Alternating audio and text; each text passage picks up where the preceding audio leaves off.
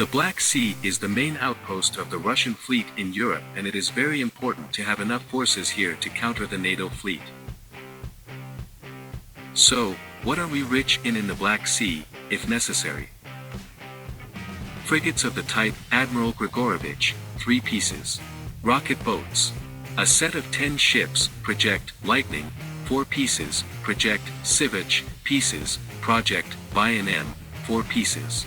Submarines of the Varshavyanka project, 6 pieces.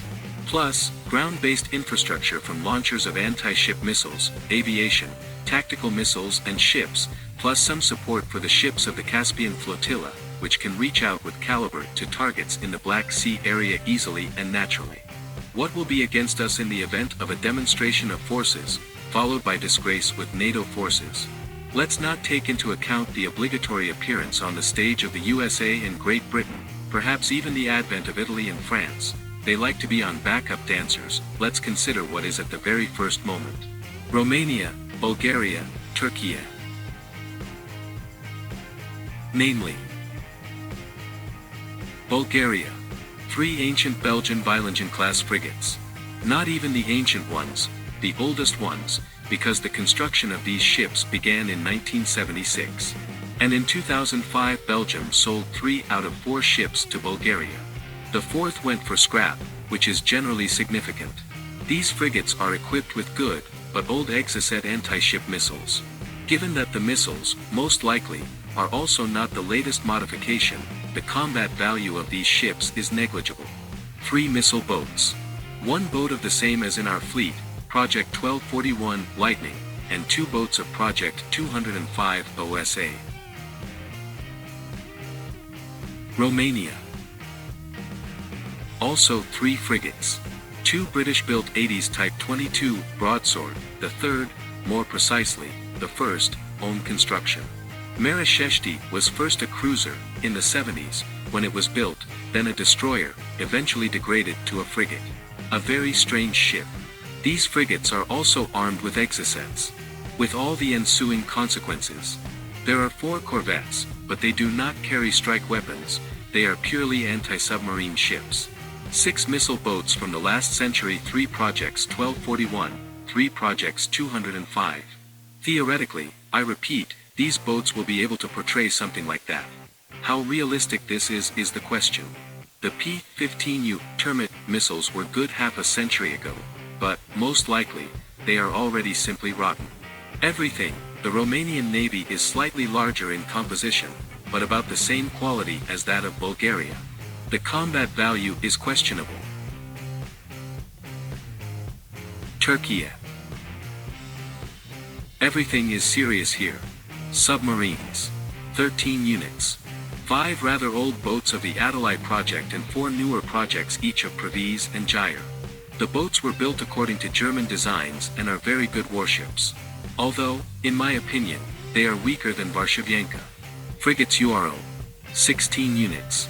Half are German Miko 200s, half are American Oliver Perrys. All frigates are armed with more modern Harpoon anti-ship missiles and represent a very decent strike force, since 96 Harpoons in 1 salvo is a lot. Corvettes URO. 10 units. 6 of them are French old Aviso A69 Destien Diors, built in the 70s. Armed with all the same exocets. 4 corvettes are Turkey's own construction according to a project developed in Ukraine. Hell type. Armed with 8 anti-ship missiles, Harpoon, of the 2nd iteration. Rocket boats. 19 units.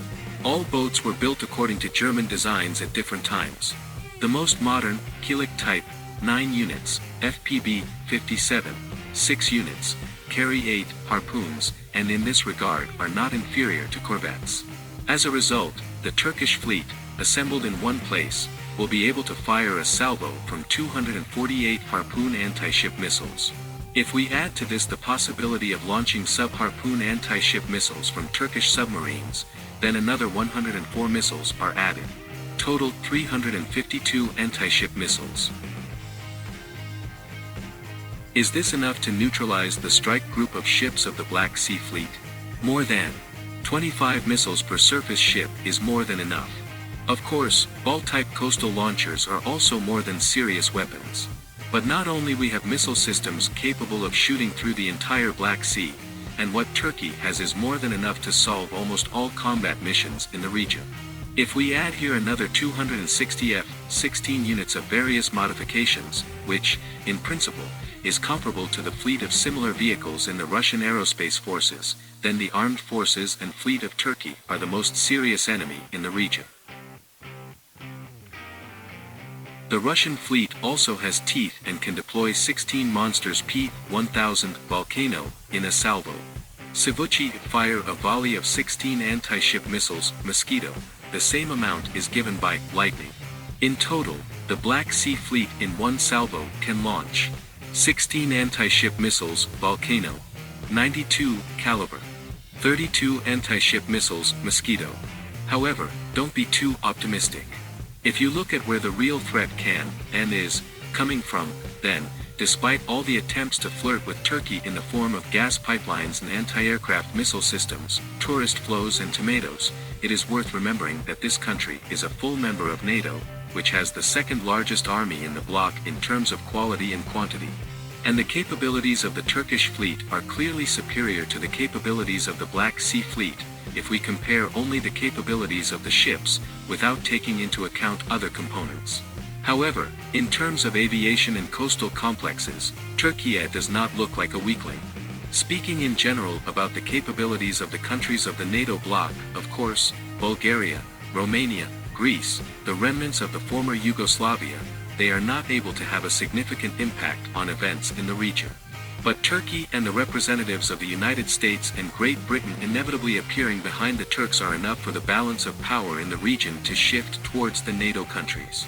And here the replenishment of the ranks of the Black Sea Fleet with submarines and missile ships capable of carrying the most advanced missile weapons can be most effective.